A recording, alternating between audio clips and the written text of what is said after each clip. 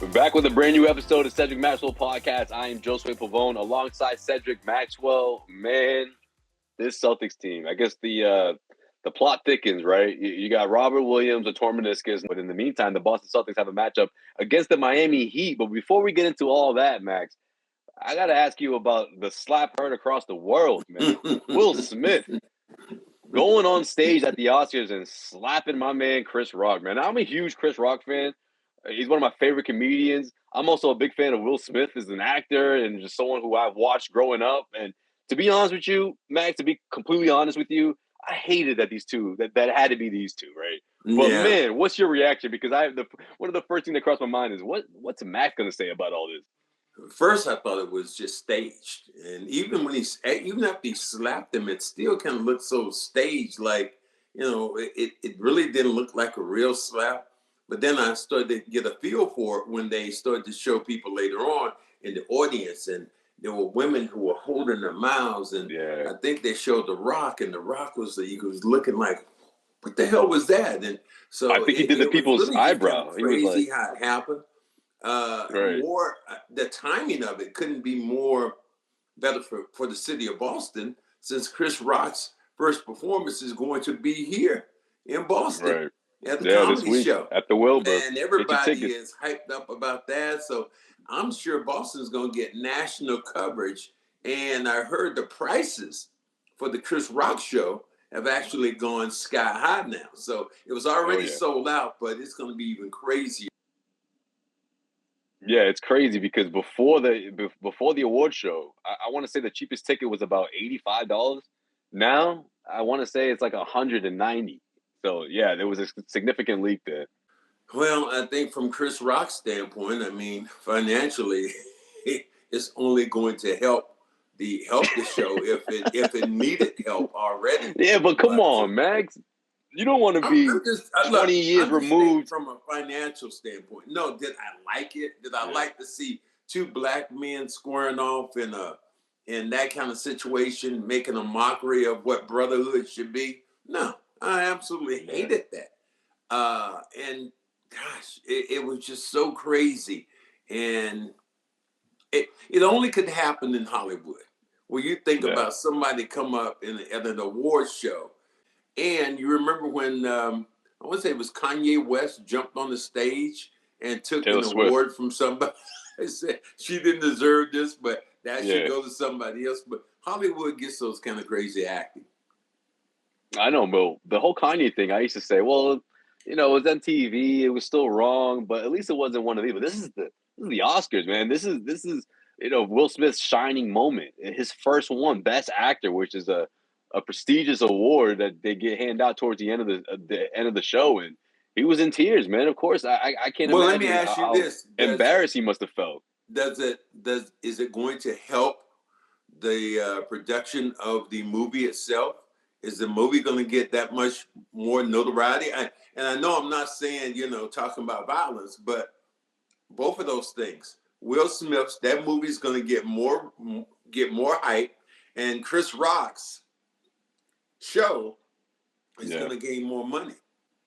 That's true. And you know what, Max? Not only because of those two things you just mentioned, that it crossed my mind that maybe this thing was fake, but Will laughed at the joke. He laughed at the joke. Like, the only way we talked about it before we started recording, or a little bit. The only thing I can imagine was that he just saw this look in Jada's eye that he hasn't seen, or one that he's familiar with, and said, "Oh, I got to do something now." But how do you go from 0 to 100 like that? I mean, look, Will's been through a lot, but I was surprised. People go from 0 to 100. You and I always say that. Keep it on the 100, and that's. I didn't know Will had that. I didn't know about that life. He went, and as we say in the neighborhood, what kind of slap was that? Bitch slap. Pimp slap. Pimp slap. Pimp slap. Come on, Josue. I thought that was the backhand. I thought that was the back, huh? You've heard that before. I have heard that. Yeah. Pimp slapped.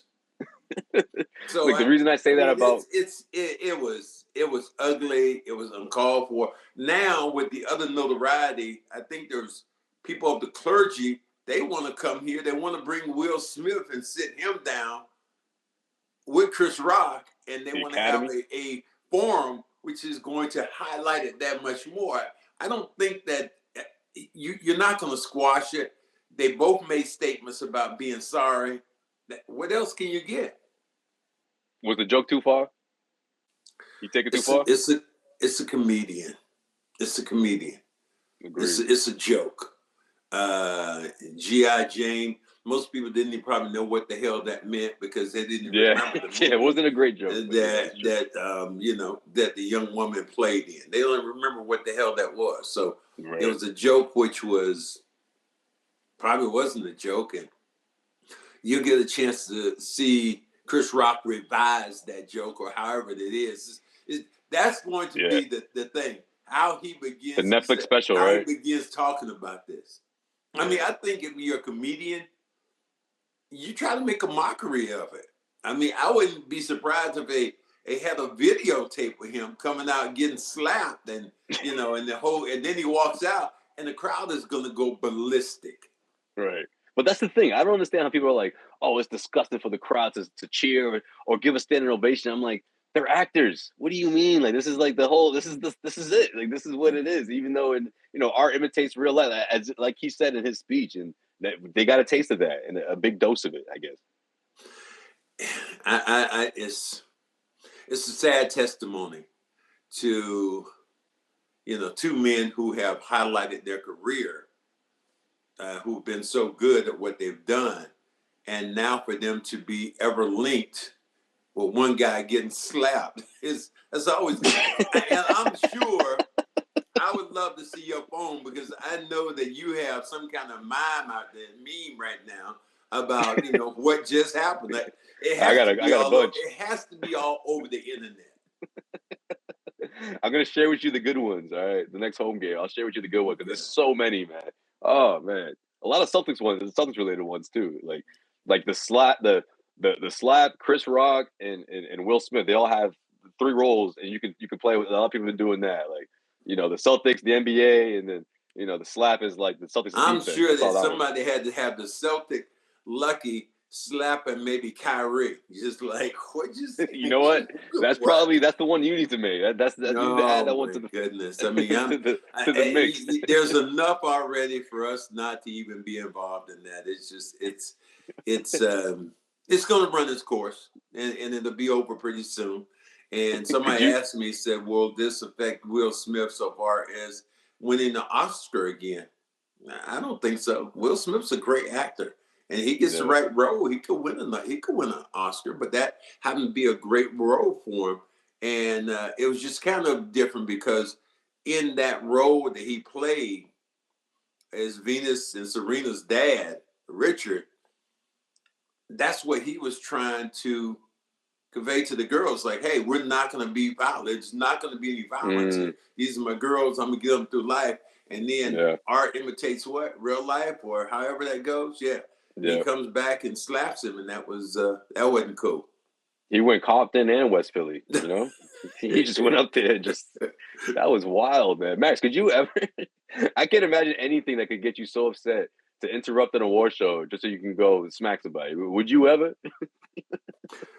Well, you gotta realize you want to look at footage of me jumping into the stands in Philadelphia. yeah. What triggered that? That was in the middle of a game. Just like I think it's Will Smith's mom or his dad or not his dad, but his uncle or someone. Someone spoke out and was like, "That's just not like him." I'm sure people were saying, "That's not like Max." My dad going into those spoke stands. On that. Manny Maxwell, God bless his soul. He said, and he's talking to my mother. Her name is Bess. He said, "Bess."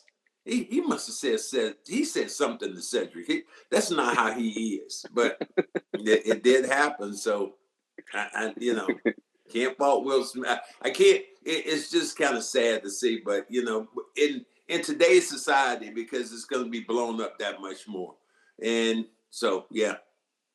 Oh yeah, I can't wait to see the clips of the Chris Rock show. I'm sure they'll start circulating on the internet somehow, but we'll see how that whole thing unfolds. But anyways, let's get into our basketball conversation. That's gonna wrap up our Oscars conversation, I guess. What happens now? Let's just say he's out for the year. Let's just say that, right? Just for now, right? How do the Celtics make up for that kind of production? Well, let me just tell you this: in 1984, when I had that great run against the Lakers, I had a tear in my meniscus. And I played during that. I didn't know it was torn, but I played during that time. And part of it's going to be your ability to play with some pain. Can Rob do that? I don't know. I think the biggest thing, we don't know how big the tear is. Right. Is it something that's microscopic, or is it bigger, where they have to go in and operate immediately? But man, it really throws water on what has been a miraculous turnaround for this team. Yeah, it definitely does. And, the first thing that sort of crossed my mind was like, well, that's what you got the Daniel Tice insurance policy on, right? I mean, you got it on Robert Williams. He went out against Toronto. I mean, look, the Celtics were obviously shorthanded. All stars were out in that matchup against the Raptors. But, man, you got a double-double from Tice. You got 3 or 4 blocks. But you're not going to get that every night. But yeah, but you're not going to replace that one thing that Rob does, and that's a rim protector. Daniel Tice isn't bad. Al isn't bad. But Rob Williams is extraordinary when it comes to protecting that rim. And I've seen guys start to look over their shoulders when they go toward the hoop because they're looking for Rob Williams to come from no place to block the shot on the offside. So you're not going to be able to replace that, unfortunately. You're just going to have to hope and pray that it is the kind of injury that you can get by the first round, and maybe you can start coming back and play in the second round. But, I'm sure the Celtics aren't going to play, do anything that's going to hurt their asset. But at the same time, man, when you get an opportunity and you're playing this well, you don't want anything to curtail that ability to maybe win and play for a championship. Right, and that's exactly what I was talking about after the Raptors game. I mean, we don't know the size of the tear. We don't know how bad it is. But to your point, I mean, pain tolerance is going to be part of the conversation, obviously, depending on the tear. And also, man, if you have a chance this season, especially the way things are in the Eastern Conference, to make a run to the NBA Finals, and maybe that's not an opportunity you'll have next season, you have to really consider that, right? Even if you are Robert Williams, even though you are on this 4 or 5 year contract that you just signed, that's going to take, you're in a spot in your career where maybe you can do it, right? You're young enough to do it, and then during the offseason, recover. But again, we don't know the situation. We don't know the severity of it. Until they go in and until they look and do whatever it is on that knee. I think that's the big thing about it, because we've seen, how many players have we seen in the NBA stay out of games with soreness in their right knee or soreness in their hip or something. And Rob missed a lot of games, maybe soreness in the knee or maybe the back. And I know for me, when I had the tear, that's how I felt. It was soreness, but look, I can try to play through it. I don't know what his pain tolerance is, and I don't know about what the severity is of this particular injury. Do you think it disrupted your performance in a way? I mean, obviously you held the pain, but did it affect you in the way you played? I think it did. There were times when it did, because I felt it. I knew it was there. But when it took almost 6 months to get to the point where I couldn't play with the knee in that situation. So I think I look at this team now, and man, they played so well to put themselves in the position to be world beaters, and now to be a team that's on the verge of being one of the teams that can connect and win the championship, and not to have all their pieces. Oh man, that's just really frustrating for Brown and for Tatum, and for the entire organization and Celtic Nation. All right. Because now you're leaning on guys to come off the bench. Also, you're kind of asking people to do other things, or not even necessarily that, but you don't have the same makeup you were. But at the same time, I think this could be inspiring for certain guys. And the only two I really think of is Tyson and Grant Williams. I mean, look, I'm not going to be unrealistic and say, oh, Nesmith could turn the corner here and go, no, or Peyton Pritchard, if he could put up 5 threes a night, who knows? I don't think that's realistic, something that you can rely on all the time. But what you can rely on is that defensive intensity that you're getting from Grant and Tice. At least that much could help you. I think it puts a little bit more pressure on Al, though. That too. Yeah, it does. To up his game. defensively, because they're not asking Al to shoot a lot. And Al he was in the perfect catbird seat. He was on the other side. He's playing with a bunch of dynamic young players where they ask him we just need you to be the Elmer's glue. Just, a little dab here, a little dab there, and, we'll do the rest. But he's probably going to have to pick his game up. And how long, the thing is, we don't know till we know. I guess that's what I'm saying. Right. But Absolutely. We do know about the Lakers, though. still losing, huh? I gotta talk to my man James Worthy. You should, because if things were the other way around, you know how he would be. You know how he would be. He is laying on the table right now, like, oh God. Wait, is this thing going? Oh God, please. And the best part is that the schedule keeps going. The schedule keeps going. You can't avoid it. Here's for you, bud. You got your cigar now. Hey. Puff it now about, here I am. What you want to light it for me? You got to spark that when the season's over. You want to take a puff now, James, or what you want to do now? I when guess the Lakers that's season's over over. now with watching how bad your Lakers have been, and to see LeBron James, the only thing he could possibly win is a scoring title. And he has to play 3 more games on a sore knee. So that's the title he's aiming for this year. I don't know what they're going to. They got a huge game tonight, versus Dallas. They don't win that game in Dallas.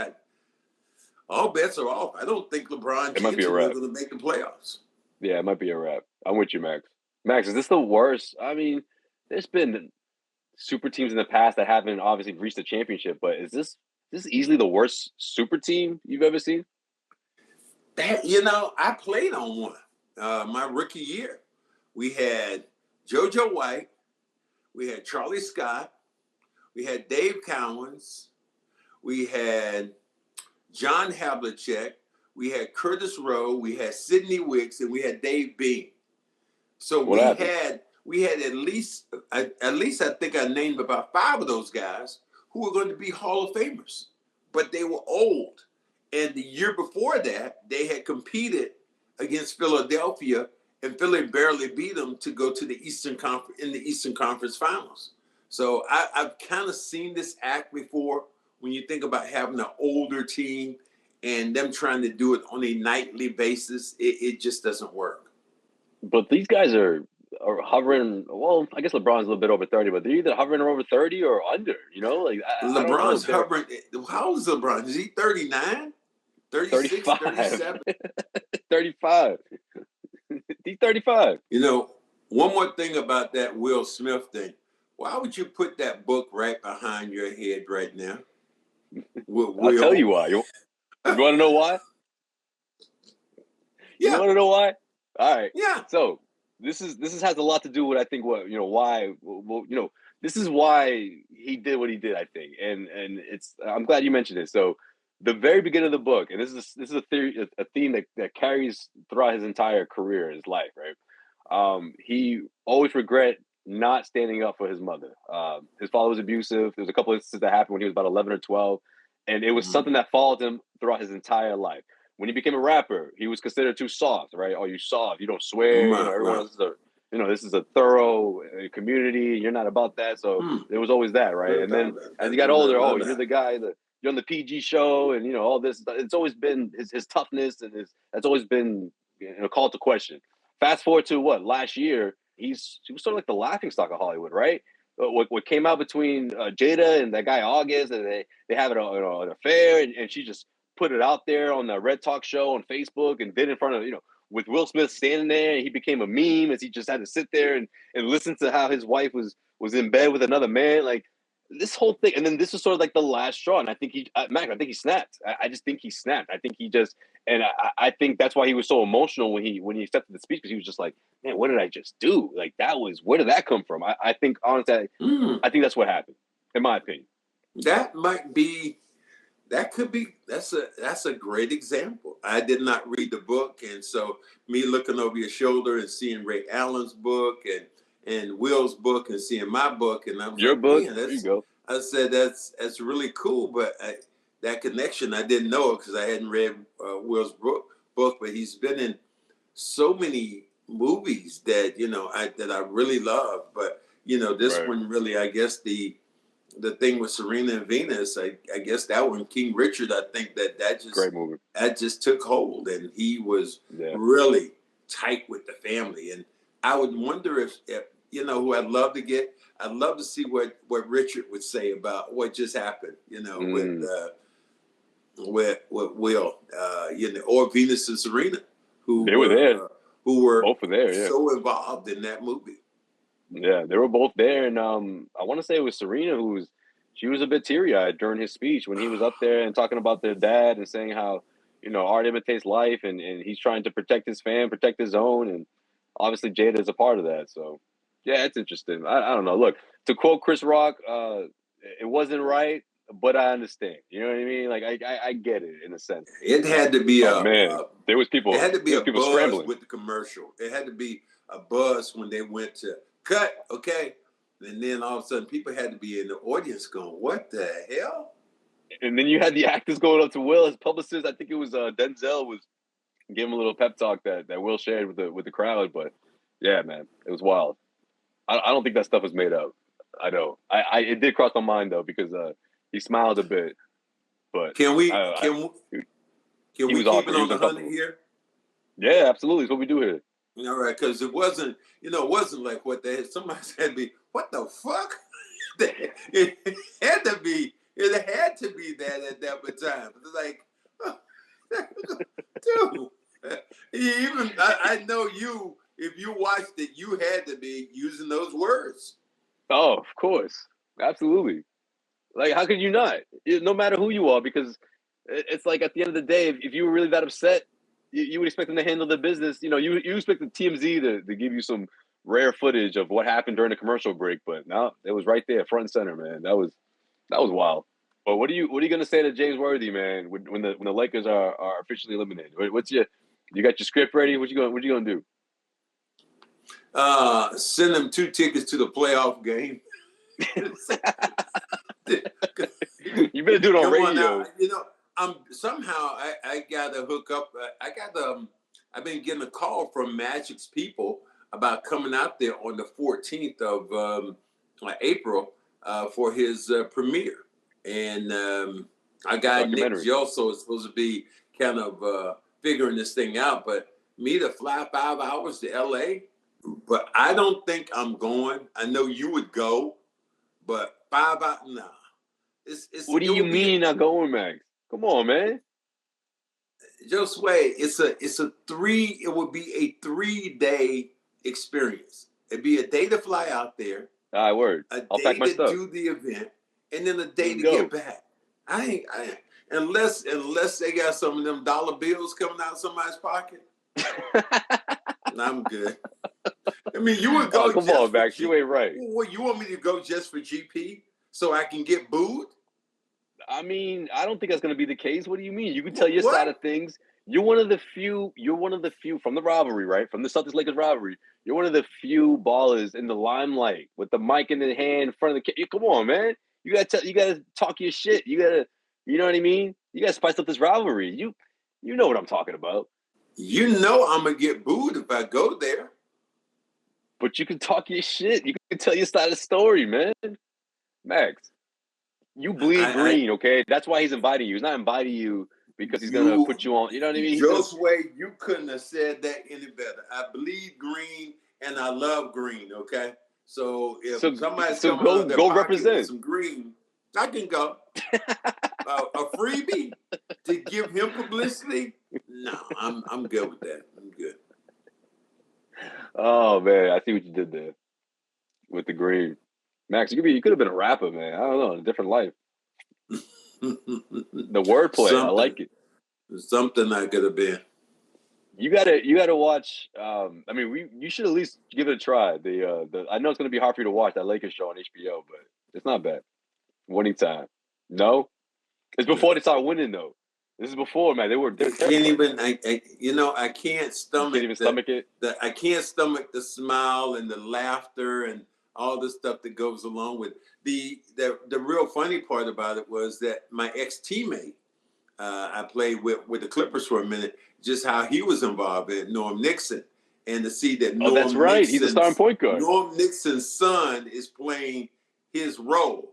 And that's what was so funny. I was like, damn, he really looks like Norm. And then somebody said, oh yeah, that's Norm's son, Norm Jr., who's playing. I didn't know that. Who's playing the role of Norm Nixon.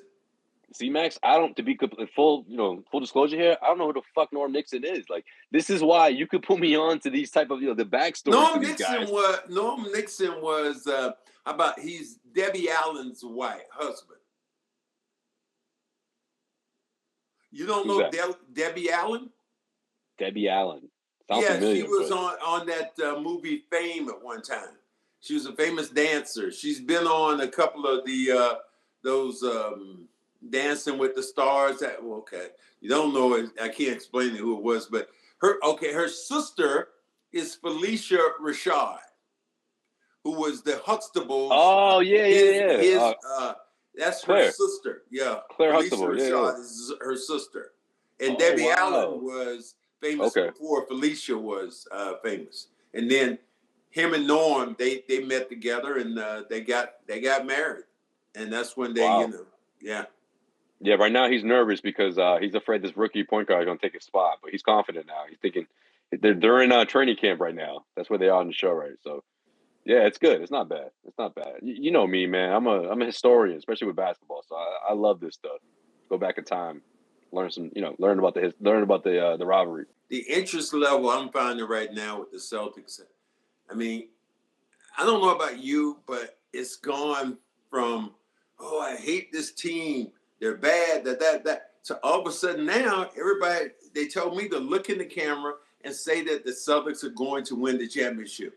It's like, I can't go flip-flop like that. I want to see them play their first playoff game. And the thing that's really good, though, is Jaylen Brown and Tatum have already had playoff experience and have gone far in the playoffs. So that's a good thing for this team. Yeah, that's going to work in their favor for sure. Even though this is the first time they'll be featured, you know what I mean? Or at least the two leading duo, I still think it's relevant that they have those experiences, right? They had that Miami series, where they things could have went the other way, or even the Toronto series in the bubble. Man, like they had to fight for that. That went 7 games, and they obviously won that. So you take all those experiences with you, and yeah, for sure, I think that's significant. And also, does Jaylen have another? Is he gonna make another stride here? I think that's something that could happen as well. I mean, we know Tatum he's getting ready to collect, the Player of the Month award, and he's been on this tear, averaging 35 points the last month or so. But I have to give you full marks when you said let Tatum and Brown grow together, right? But you also gotta say what I was saying, like Karl Anthony Towns would have been like a special person here. You would say that because of what he's been doing lately in Minnesota. But he's always had that ability. But I tell you what, the last time we saw him, Karl Anthony Towns, he still has some meanness in him. The Celtics beat the swag out of him in that game. Yeah, I mean, that's the point where you see Karl Anthony Towns fade back like, okay, I'm not going to put up any more fights. So that is one thing that I was not impressed about him. But early in the game, he had swagger. He was going at the crowd. He dunked one time. But Celtics were doing that to everybody, Tyson. though. He had some swagger. They were doing that to everybody. Like, that's how devastating this defense has been, right? I mean, by the third quarter, you look like guys don't even want to play anymore. They're like, I give up. We're down. It's not looking good. You know what I mean? Well, you can see the body language from teams, opposing teams. You're down 30, like the Lakers are right now. They're saying earlier 63-33. No, are you serious? We're in Dallas. Yeah, that's the score of the game right now. As we're recording this, wow. Sent me this thing. I'm like, oh my God, Lakers must be dying right now. And their schedule, they still have tough games to go. Oh, it doesn't get easier. They got some tough games to go. So I don't know if LeBron played or not, but that team is not going to make the playoffs. I mean, they're not even going to make the play-in. They're going to be out of it, period.